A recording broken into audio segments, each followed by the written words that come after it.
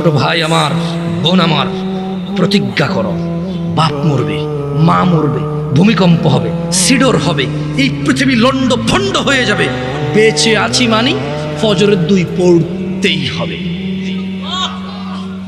বেঁচে আছি মানে জোহর, আসর, মাগরিব, ইশা পড়তেই হবে। একটু আগে সিগারেট খেয়েছি, একটু পরে আজান হয়েছে, নামাজ পড়তে হবে। একটু আগে পর্নোগ্রাফি, উলঙ্গ সিনেমা দেখেছি, একটু পরে আজান হয়েছে, নামাজ পড়তেই হবে।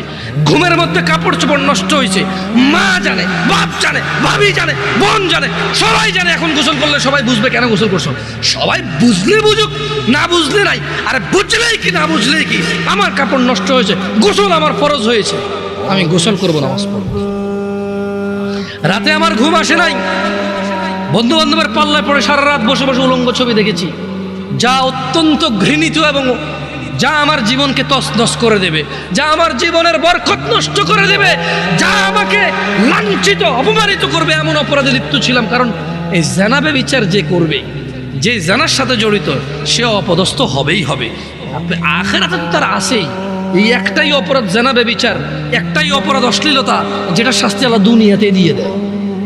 কোথায় দেয়? আখিরাতে তো আছেই। সারা রাত উলঙ্গ ছবি দেখেছো, দেখে নিজের জামা কাপড় নষ্ট করেছো, অপবিত্র করেছো নিজেকে, অসুবিধা নাই। গুনাহ যা হওয়ার হয়ে গেছে, গুনাহ নিয়ে পড়ে থাকলে চলবে না।